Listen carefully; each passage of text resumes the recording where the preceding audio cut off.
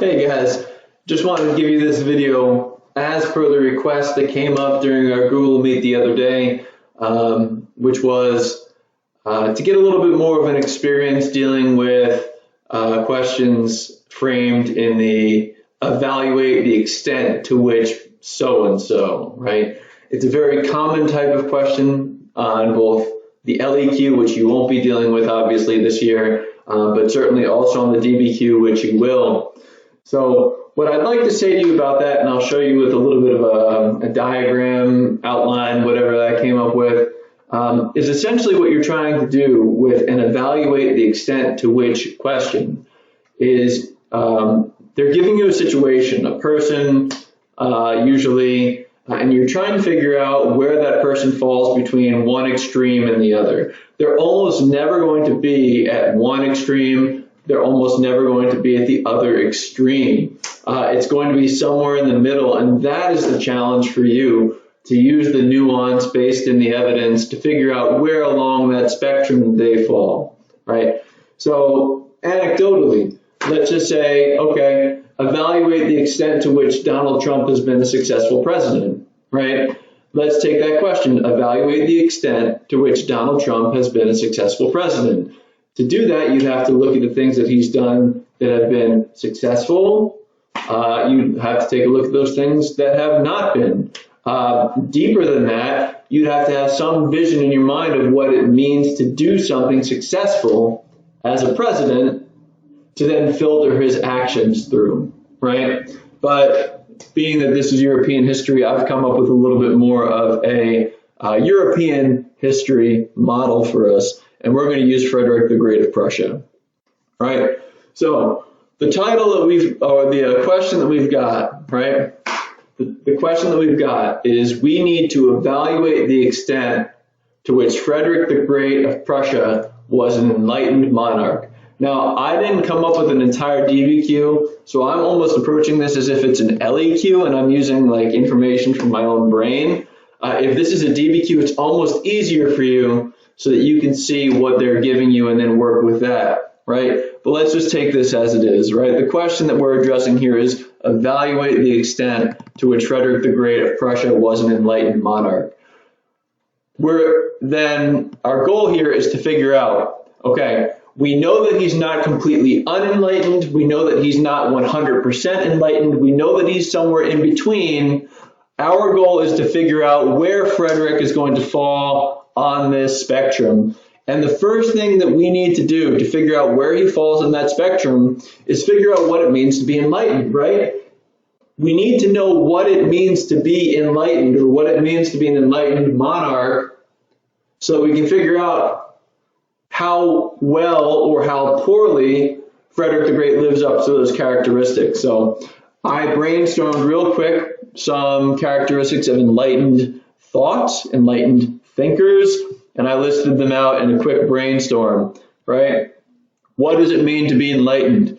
They're liberal insofar as they seek progress, they value the individual, they break from old regime traditions. They appeal to empirical fact rather than religious dogma or tradition. They pursue personal freedoms like freedom of speech, freedom of press, freedom of assembly, freedom of religion. They have some sort of connection to the enlightened philosophers, right, the philosophers who came up with the ideas of the Enlightenment. Whenever possible, they're going to think using reason. They're going to appreciate the influence of classical societies, Greece and Rome, neoclassical art. They're going to believe in some degree or another in popular sovereignty, the belief that the power in a state is vested in the people of the state, not in some sort of divine right. Most philosophers believed also that constitutional monarchy was the best form of government, contrary to the probably logical assumption that you would think a republic or a democracy was. Most people thought that that was too far of a jump, right? With a constitutional monarchy, you could keep the king in check with a powerful representative body and a set of laws meant to constrain the power of the monarch. And they aimed, like Diderot did, to democratize information and widen access to education wherever possible. That was just the quick brainstorm that I came up with. I sat down for literally about 90 seconds and typed all that out, right? No no time, and I'm really not trying to waste time, right? If you can come up with a few examples that you know are true, then you can hold that person to account to those things that you came up with. Now, part two here. Part two is to figure out where our character, Frederick the Great, stands in relation to these criteria, right?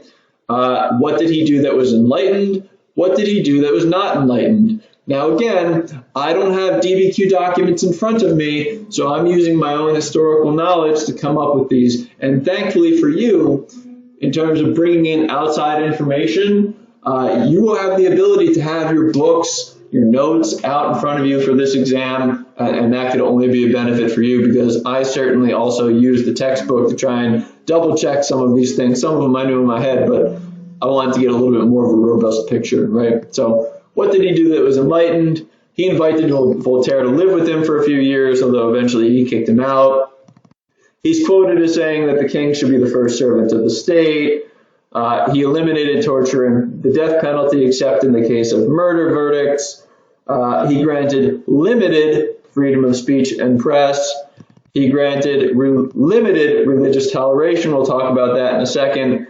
And he imported agricultural techniques that he hoped would improve the lives of peasants and also improve the economy of Prussia. Now, almost all of those things that he gave in terms of freedoms come with a caveat. They were limited in some way, and we'll talk about what those limitations were on the other side.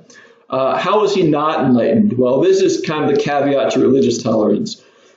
Jews in his state were not entirely included in this religious tolerance policy in terms of Jews were forced to pay extra taxes. Jews were not allowed to actually work in civil service government jobs.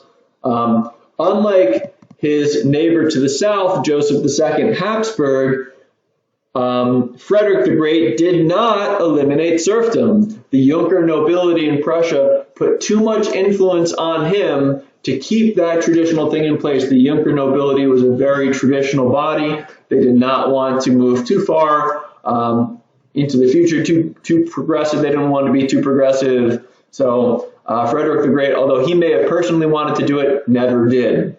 And we have to hold him by account to his actions, right? He actually reversed something that his father did that could have been seen as enlightened. His father, Frederick William I, had put in a policy saying that non-Junkers, non-nobility, non-aristocratically born Prussians had the ability to rise to civil service and to hold high military positions. Frederick the Great took that away. He said to hold these positions, you had to be a member of the aristocratic, inborn Junker nobility. He's also, in his time, going to enlarge the Prussian military by about 200,000 soldiers. And he, more than any other Hohenzollern leader before him, is going to use the military. Most famously, when he broke the Pragmatic Sanction with the Habsburg Empire, invading the region of Silesia on the exact day that Maria Theresa took the throne of the Habsburg Austrians, right? So we've got that. We've got his enlightened aspects. We've got his not. The last thing that we want to do is then create a thesis statement, stating where does Frederick the Great fall on this imaginary line. I would leave that up to you. Of course, in this case, what I'm thinking of is like, while Frederick the Great may have believed in enlightened ideas, he was not fully able to implement all of which he believed due to the constraints of his society, such as the Junker nobility. Something like that, right? Puts him in the line, right? He's in the middle. Here's the reason why he's in the middle, so on and so on. Hopefully that makes sense. You've got another evaluate the extent to which question as promised coming at you with today's assignment. I hope you watch this video first. Pardon me. And if you have any questions, please let me know. Thanks.